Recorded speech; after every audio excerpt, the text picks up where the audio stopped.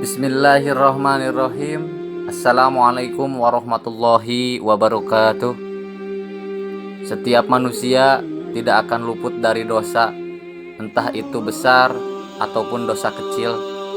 Hanya saja manusia punya cara agar dosa yang diperbuat bisa diampuni Allah Subhanahu wa taala. Salah satunya yaitu dengan berdoa.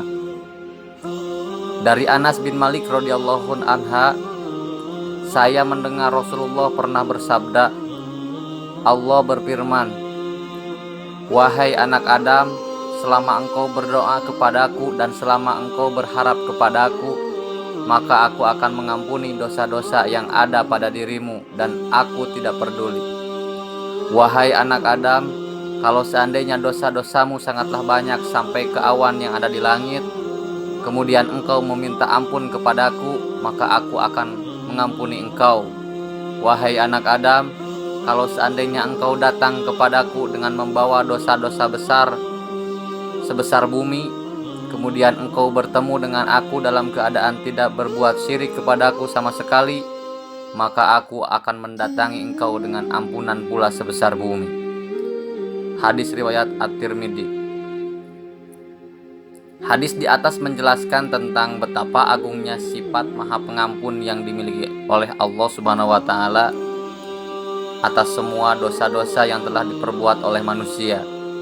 Meskipun perbuatan dosa yang dilakukan manusia sangat besar, sebesar bumi atau setinggi langit, akan tetapi jika manusia tersebut bertaubat dengan sebenar-benarnya kepada Allah Subhanahu wa taala, maka niscaya Allah Subhanahu wa taala akan mengampuni dosa-dosa tersebut.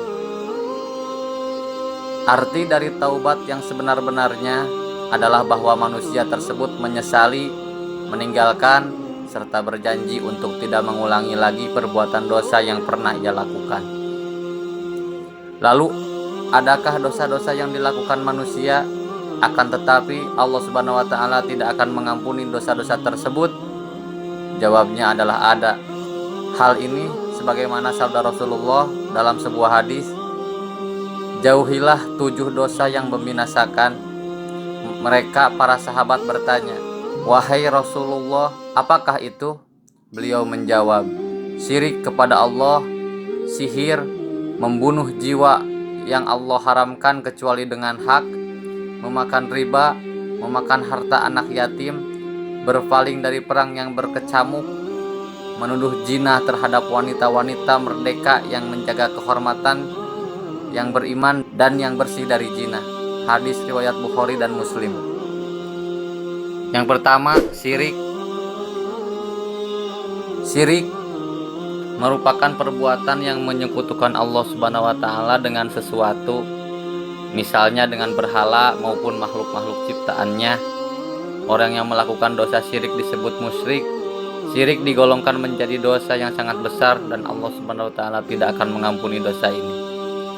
Hal ini sebagaimana firman Allah Subhanahu wa taala, Allah tidak akan mengampuni dosa syirik, yaitu mempersekutukan Allah dengan sesuatu, dan Dia mengampuni dosa selain itu bagi siapa yang Dia kehendaki, dan barang siapa mempersekutukan Allah, maka sungguh dia telah tersesat jauh sekali.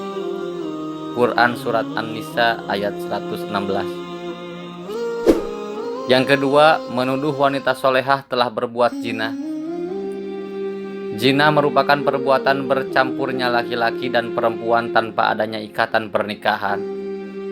Ini adalah dosa yang sangat besar, dan sebagai hukumannya, maka pelaku zina akan mendapatkan hukuman dari Allah, baik itu selama mereka di dunia maupun ketika mereka berada di akhirat kelak. Lalu bagaimana jika ada seorang yang menuduh seorang wanita solehah telah melakukan perbuatan zina?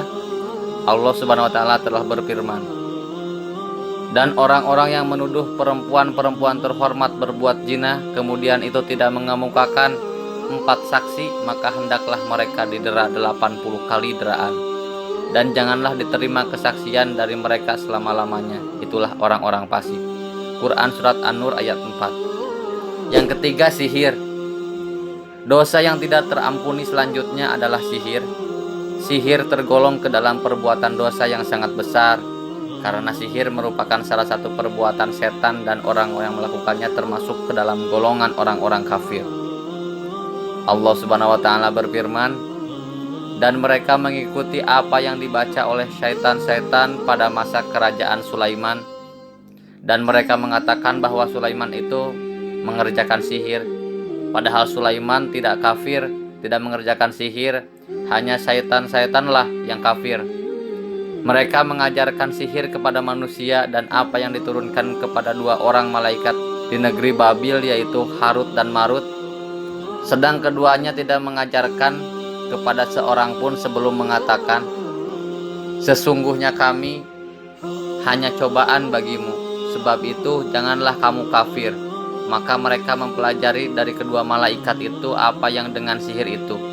Mereka dapat menceraikan antara seorang suami dan istrinya, dan mereka itu ahli sihir, tidak memberi madarat dengan sihirnya kepada seorang pun kecuali dengan izin Allah, dan mempelajari sesuatu yang tidak memberi madarat kepadanya dan tidak memberi manfaat. Demi sesungguhnya mereka telah meyakini bahwa barang siapa yang menukarnya dengan sihir itu, tiadalah baginya keuntungan di akhirat. Dan amat jahatlah perbuatan mereka menjual dirinya dengan sihir, kalau mereka mengetahui. Quran Surat Al-Baqarah ayat 102. Yang keempat, membunuh jiwa yang Allah haramkan kecuali dengan hak. Maksudnya adalah manusia baik itu muslim maupun non-muslim haram untuk dibunuh tanpa adanya alasan yang dibenarkan oleh syariat.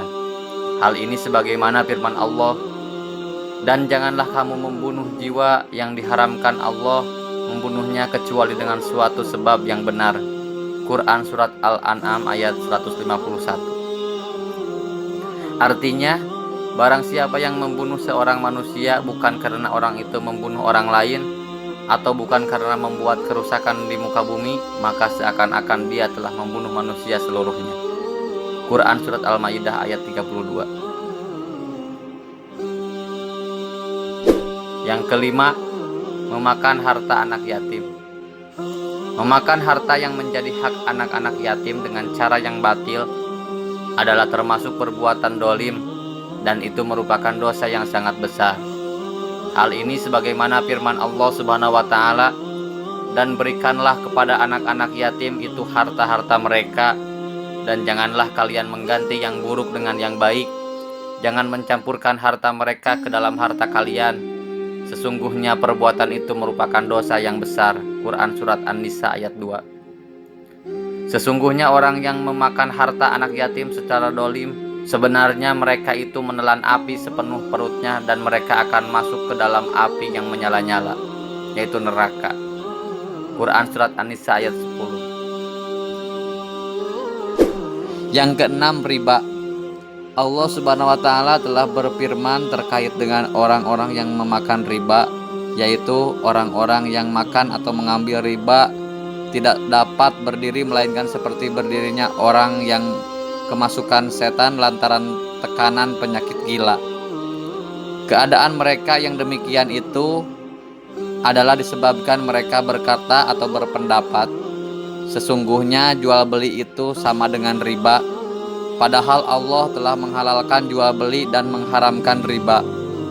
Orang-orang yang telah sampai kepadanya larangan dari Tuhannya, lalu terus berhenti dari mengambil riba, maka baginya apa yang telah diambilnya dahulu sebelum datang larangan, dan urusannya terserah kepada Allah. Orang yang kembali mengambil riba, maka orang itu adalah penghuni-penghuni neraka, mereka kekal di dalamnya. Quran Surat Al-Baqarah ayat 275.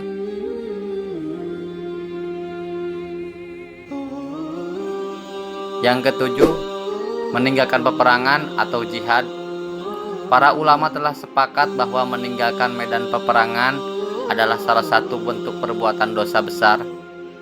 Allah Subhanahu wa taala juga telah berfirman terkait hal ini, "Hei orang-orang yang beriman, apabila kamu bertemu dengan orang-orang kafir sedang menyerangmu, maka janganlah kamu membelakangi mereka atau mundur.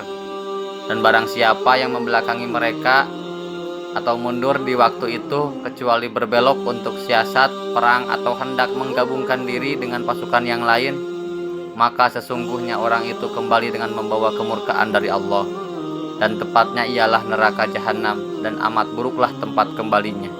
Quran Surat Al-Anfal ayat 15. Sahabat beriman, itulah beberapa dosa yang tak akan diampuni Allah Subhanahu wa taala.